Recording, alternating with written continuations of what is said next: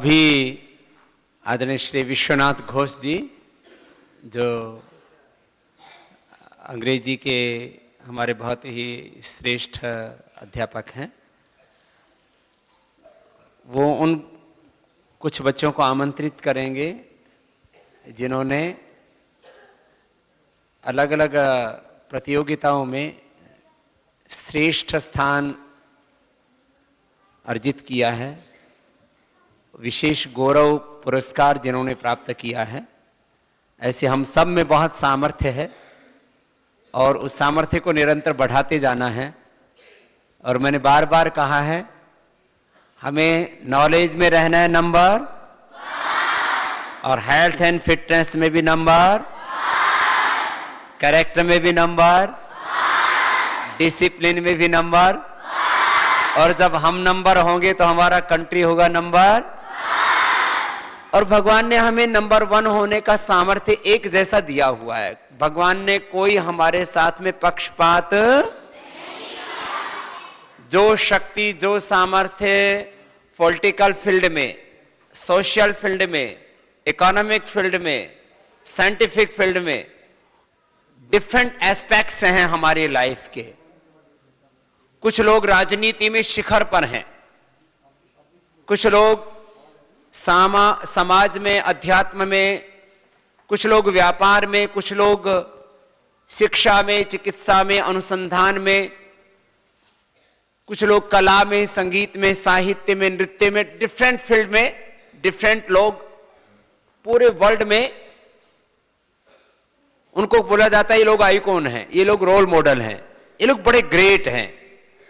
हिंदी में उसके लिए बहुत अच्छे अच्छे शब्द हम बोलते हैं कि ये इस सदी के महानायक हैं। क्या बोलते हैं उनको? महानायक, महापुरुष, महामानव, ऐसे ऐसे शब्द उनके लिए बोले जाते हैं। ये आदमी तो बहुत ग्रेट है। तो आप भी वो ग्रेट बन सकते हैं, आप भी महान बन सकते हैं, आप भी महामानव, महापुरुष, महानायक बन सकते हैं। इसमें भगवान का दोष, भगवान ने तो हमको इंसान बना दिया ना, तो इंसान में तो सब कुछ है। अब कुछ लोग अपनी शक्ति को जगा लेते हैं, कुछ लोग अपनी शक्ति को जगाते। देखो, खेत तो एक जैसा होता है, एक आदमी उसमें गन्ना बोता है, एक आदमी उसमें गेहूं बोता है, एक आदमी उसके अंदर फूल बोता है, एक आदमी उसमें शाक सब्जियां बोता है, एक आदमी उसमें केसर बोता है। एक खेत में 10,000 रुपए की घास बोने से लेकर के और 5-10 लाख रुपए तक की फूलों की या बहुत महंगे फलों की या केसर की खेती हो सकती है। माने फ्लावर्स और बहुत ही महंगे वेजिटेबल्स, फ्रूट से लेकर के सैफरन, केसर से लेकर के ऐसी बहुत महंगी महंगी चीजें बो सकते हैं। 10,000 से लेके 10 लाख रुपए एक एकड़ में हो सकते हैं। एक एकड़ जमीन में कितनी पैदावार हो सकती है? 10,000 से लेके 10 लाख। तो खेत तो एक ही जैसा है, लेकिन knowledge based agriculture, knowledge based hard work, 2 चीजें हो गई। ज्ञान तो सब जगह चाहिए, ज्ञान के बिना खेती में आदमी को कमाई नहीं होगी। हर जगह नॉलेज चाहिए। आप हेल्थ में, एग्रीकल्चर में, कहीं पर भी हैं आप, बिजनेस में। मैं योग करवाता हूं, मुझे नॉलेज नहीं होगा तो मैं योग करवाऊंगा? अच्छा नहीं करा सकता। कहीं पर भी हो, सबसे पहले क्या होना चाहिए? नॉलेज। सबसे ऊपर क्या हमारे शरीर में? मस्तिष्क, ब्रेन, और इसमें क्या है? नॉलेज, ज्ञान। ठीक है ना? तो हमारे शरीर में सबसे ऊपर क्या है? ब्रेन। और ब्रेन में क्या है? नॉलेज। तो जीवन में सबसे ज्यादा महत्व किसका है? ब्रेन का। और फिर सेकंड नंबर किसका है? ताकत का। और फिर इसलिए मैंने बोला था ना, जीवन में हमें बहुत महान बनना है ना, तो 3 चीजें होनी चाहिए। अच्छा दिमाग, बोलो, अच्छा शरीर और अच्छा दिल। ये 3 चीजें अच्छी नहीं होंगी तो हम जीवन में अच्छे। तो खैर, जो इन 3 में बहुत अच्छे होते हैं, फिर उनको लोग बहुत तरह से पुरस्कार देते हैं, ठीक है ना। तो आपसे और भी बहुत बातें करनी है, हम आपसे बहुत बात करेंगे, और आपको हमें नंबर 1 ही बनाना है। क्या बनाना है? नंबर। किसी को सेकंड होके अच्छा लगता है? किसी को हार के अच्छा लगता है? सब बनना तो चाहते हैं नंबर 1, बननेंगे भी। अच्छा, कुछ तो ना जन्म से ही बहुत अच्छे होते हैं, जन्म से बहुत बुद्धिमान होते हैं, जन्म से बहुत बलवान होते हैं, जन्म से उनका हृदय बहुत पवित्र होता है। नहीं होता अपने मेहनत करके बना लो। जीवन तो खेत की तरह है, किसी का खेत पहले ही बहुत अच्छा है, अच्छा नहीं है तो उसको अच्छा बना लो। किसी के खेत में झाड़ झंकाड़ खड़े हैं, झाड़ झंकाड़ समझते हो ना? जैसे एक तो होता है बहुत अच्छा खेत, उसमें जो भी बोओगे बहुत अच्छा हो जाएगा। किसी किसी के खेत में घास बहुत उग जाता है, उसमें खराब चीजें बहुत उग जाती हैं जो फसल नहीं होने देती हैं, तो उस खेत को साफ कर सकते हैं ना। तो हमारा जीवन तो खेत की तरह है। किसकी तरह है? खेत की तरह है। इसको समझाएंगे आपको बाद में। तो अभी जिन बच्चों ने बहुत मेहनत की और अलग अलग क्षेत्रों में प्रथम स्थान प्राप्त किया, उनको पुरस्कृत करने के लिए यहां आमंत्रित करेंगे। उनको पुरस्कार मिले भी हैं, तो एक बार यहां सार्वजनिक रूप से उन बच्चों को हम आचार्य कुलम में भी सम्मान देंगे। विश्वनाथ घोष जी उन बच्चों को आमंत्रित करेंगे। एक बार उन सब बच्चों का, सब बच्चों की ओर से, पूरे आचार्य कुलम की ओर से बहुत बहुत अभिनंदन।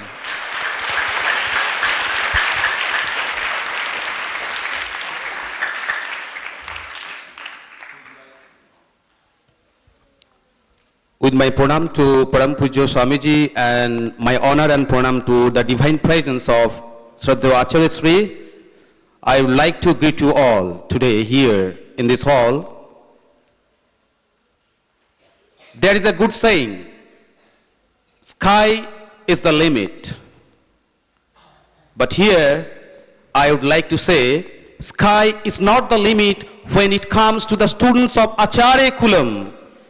Because Acharya Kulam is undeniably a landmark in the domain of education. Here, the teachers not only take care of the academics, but the teachers always put their best effort to instill holistic development among the children. Acharya Kulam is undoubtedly a milestone, as I do believe. Now here, we will surely see some students who have brought laurels to this institution, who have added new feathers to the cap of this institution. Let us know who are those budding talents of Acharya Kulam.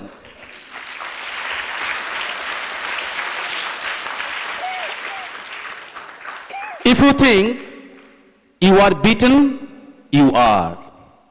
If you think you dare not, you don't.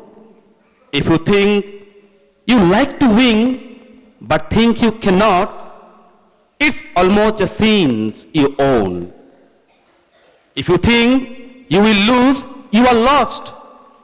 If you think you will lose, you are lost. For out in the world, we find success begins with a fellow's will, and Acharya Kulam is the breeding ground of strong will. Now, I would like to call those students who showed or displayed their proficiency in All India Talent Search examination conducted by National Teachers Council. I would like to call the award winners one by one to receive their prizes. First of all, I would like to unfold the names of those students who received the certificate of appreciations for their talent in this examination. I would like to call the students. First, I would like to call M. Risivarun, a student of class 5th. He secured B2 and received Certificate of Appreciation from All India Talent Search Examination Council. So have a big round of applause.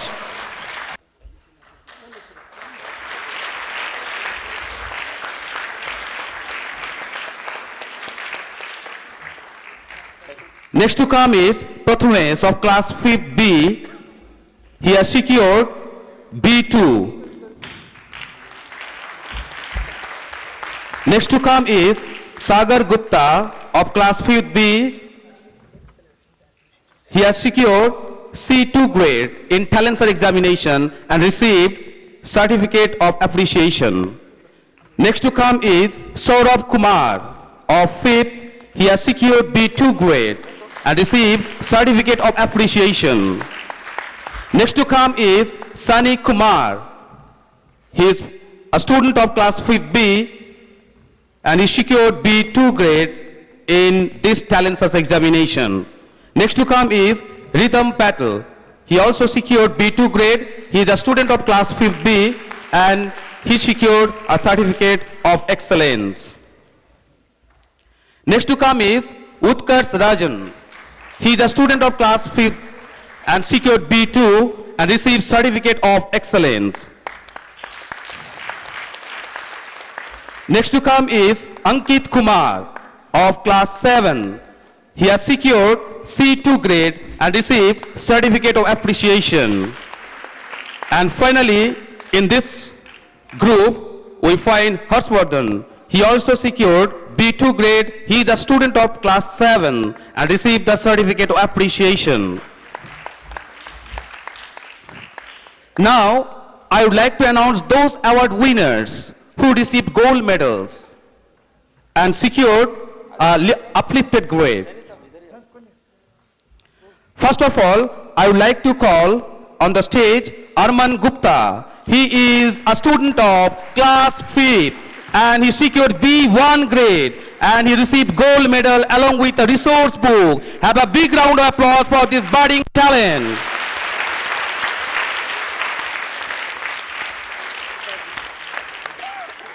Next to come is Dibangsu Mohan. He has secured B2 grade and received gold medal in this talent search examination and brought laurels for the institution.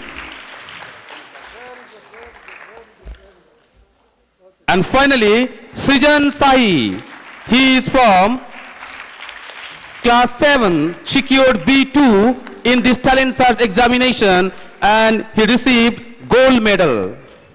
Now, I am going to break the most important news with regard to this talent search examination. Our school has obtained first rank all over India in talent search examination conducted by National Teachers Council, and this budding talent is no one than Yuvraj Aditya Arya. Please have a big round of applause for him. He has secured first rank. So he is the most budding talent in our institution.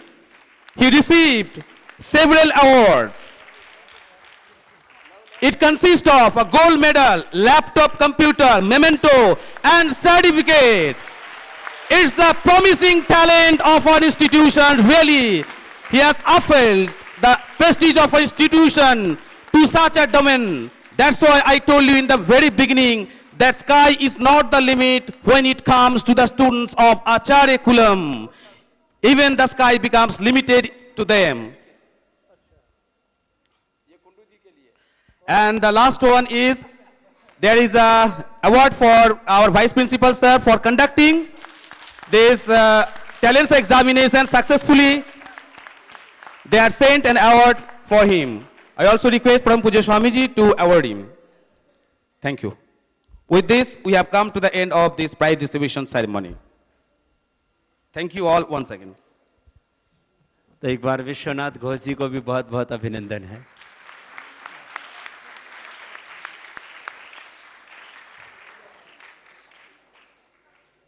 अभी मैं पहले आपका exam ले लूं। अच्छा, तो हम आपसे कुछ पूछेंगे और उसके बाद फिर अगला बताएंगे। हमने बोला था महान बनने के लिए आदमी में 7 गुण होने चाहिए और वो गुण स्वभाव में ही होने चाहिए। किस में होने चाहिए हमारे? तो वो 7 गुण कौन से हैं? सबसे पहला, आराम से, पहला गुण धृति। धृति मतलब धैर्य, शरीर में, इंद्रियों में, मन में, विचार में, संकल्प में धैर्य। कभी भी जिंदगी में डिगना, अडिग रहना, अटल रहना। ये आप सामने से कैमरे के बीच बीच में क्यों आते हैं? आपको फोटो खींचना है तो फोटो खींचने का तरीका आना चाहिए, है ना? इतना आपको भी सीखना चाहिए, है? बड़े हो गए हो तो क्योंकि हम जो भी करते हैं ना उसको अच्छे से करना चाहिए, है? चाहे फोटो खींचे, चाहे हम पढ़ाई करें, चाहे हम दौड़ें, जो भी करें उसको अच्छा करना चाहिए। अगली बात, 7 गुणों में पहला गुण क्या बताया? दूसरा स्मृति। स्मृति माने अंग्रेजी में क्या बोले?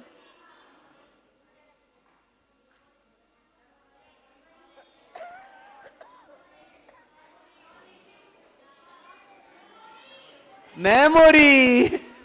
स्मृति माने आपकी मेमोरी अच्छी नहीं होगी तो आप बड़े बन सकते हो क्या?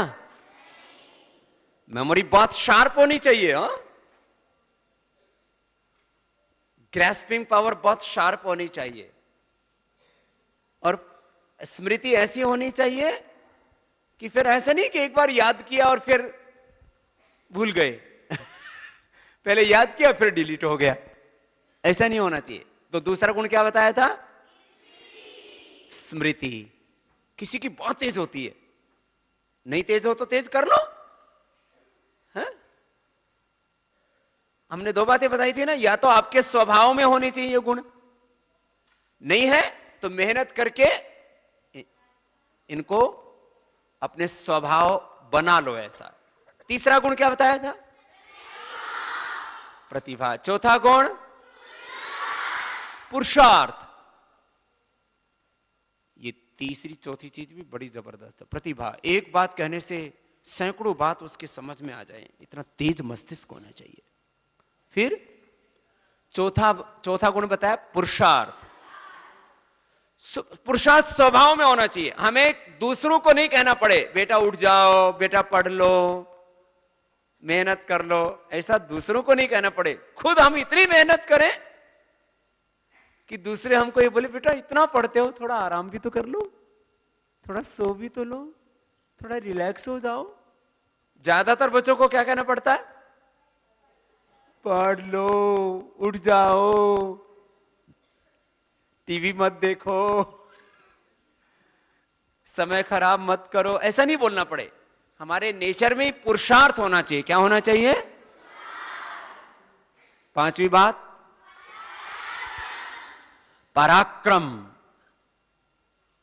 किसी भी असंभव को भी संभव करने की शक्ति, सामर्थ्य, संकल्प, उत्साह, जज्बा, जुनून, ऐसा शब्द सुनते रहते हैं ना आप लोग। जिद, थोड़ा जिद वैसी, ये वाली जिद नहीं टीवी देखूंगा, हाँ, ये वाली जिद नहीं ये नहीं खाऊंगा ये खाऊंगा, ऐसा नहीं। जिद अपने ध्येय के लिए, अपने अल्टीमेट गोल के लिए, अपने लक्ष्य के लिए। छठी बात कृतज्ञता। किसके प्रति? माता पिता, गुरुओं के प्रति और पूरी समष्टि के प्रति कृतज्ञता। ये समष्टि हमारे लिए काम करती है। क्या क्या करती है? सूर्य हमें क्या देता है? धरती हमें क्या देती है? अन्न और फल और दूध कहां से आता है? गाय क्या खाती है? घास कहां से आता है? तो दूध कहां से मिला? घी भी कहां से मिला? सारी शाक सब्जियां फल भी कहां से मिले? ऐसे तो पानी आसमान से भी गिरता है और पानी में मिट्टी में भी स्टोर रहता है ना। तो देखो ये सारी समष्टि माने पानी भी हमको जीवन दे रहा है, धरती भी हमको जीवन दे रही है, हवाएं भी हमको जीवन दे रही हैं। आप हवा को क्या दे सकते हो? एक ही काम कर सकते हो, आप उसको गंदा ना करो। आप मिट्टी को क्या दे सकते हो? आपको मिट्टी ने अनाज दिया, शाक सब्जियां फल मेवे घी दूध तेल मसाले सब कुछ तो देते हैं। आप धरती को क्या दे सकते हो? फिर पानी को क्या दे सकते हो?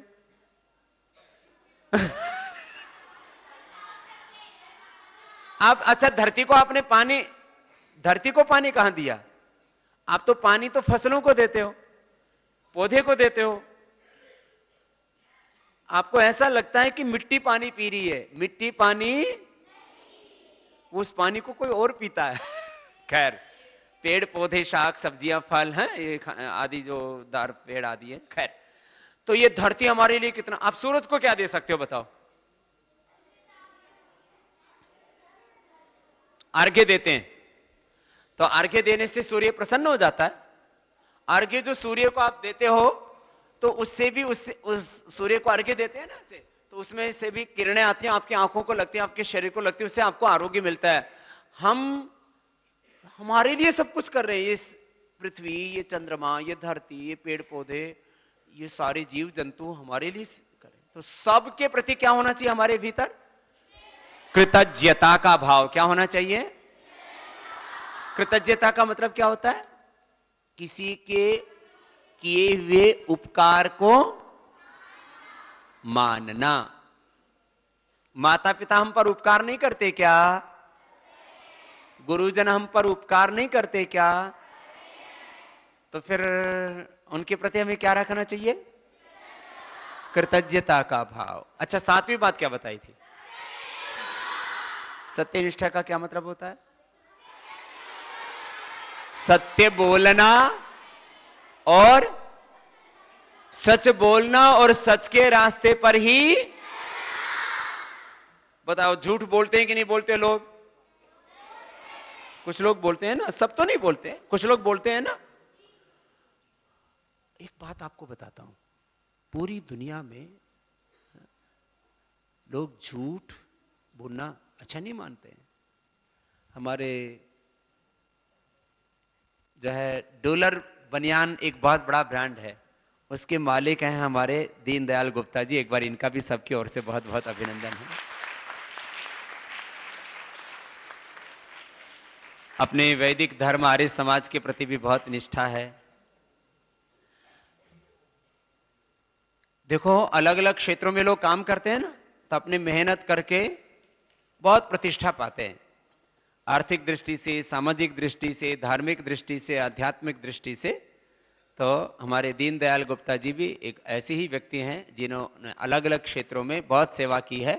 तो आचार्य कुलम में बच्चों के बीच पहली बार आए हैं, उनको बहुत बहुत अभिनंदन है सबकी ओर से। तो सातवीं बात आपको बताई थी, जीवन में महान बनने के लिए सत्य सच ही बोलना और सच के रास्ते पर ही। तो आप लोग कभी झूठ तो नहीं बोलोगे ना? कभी झूठ के रास्ते पर चलोगे नहीं ना? कुछ लोग चलते हैं, कुछ लोग झूठे रास्ते पर भी चलते हैं और झूठ बोलते भी हैं। लेकिन हमको एक बार भी झूठ नहीं बोलना। अच्छा एक बार भी झूठ बोल लिया तो गड़बड़ क्या हो जाएगी? हाँ, ये नए बच्चे भी सुन लो जो आगे बैठे हुए हैं और पीछे वालों से भी ये बात करें। झूठ बोलने से क्या हो जाएगा? आदत बढ़ जाएगी एक बार भी। अब चलो, अब तीन बात मैं ऐसी बोल रहा हूं जो नहीं करना चाहिए। एक बार भी गलत काम, अब गलत काम तो हजारों हो सकते हैं। लेकिन अच्छा और गलत का डेफिनेशन क्या है? जिससे अपनों को और दूसरों को कष्ट हो, खुद को, अपने को, अपनों को और सबको जिससे कष्ट हो वो बुरा काम, और जिससे सबको सुख मिले वो। एक बार भी किसी की हिंसा, हिंसा समझते हो ना, वायलेंस, एक बार भी हिंसा, एक बार भी झूठ बोलना, एक बार भी चोरी करना। मैं आपके सामने खड़ा हूं, मैंने एक बार भी झूठ नहीं बोला, बचपन से लेके आज तक एक बार भी। इसलिए मैं आपके सामने अभी बोल रहा हूं, यदि मैं झूठ बोल देता तो मैं ऐसा बोल नहीं पाता, मैं नहीं बोल नहीं पाता, मैं कैसे बोल सकता था? किसी भी बारे में झूठ नहीं बोलना। आपसे पूछा जाए आप कब उठे थे, आप देर से उठे तो देर से उठना बोल, जल्दी उठे तो जल्दी उठना बोल। एक बात बताता हूं, ये बात तो हमारे ऋषियों ने सिखाई, लेकिन अभी विदेशी लोग इसमें बहुत ज्यादा फॉलो करते हैं। हमारे यहां झूठ बोलने लग गए लोग। विदेशी लोग 99% जिनके ऊपर बड़ी रेस्पॉन्सिबिलिटी है वो झूठ नहीं बोलते, हमारे यहां झूठ बोलने लग गए लोग।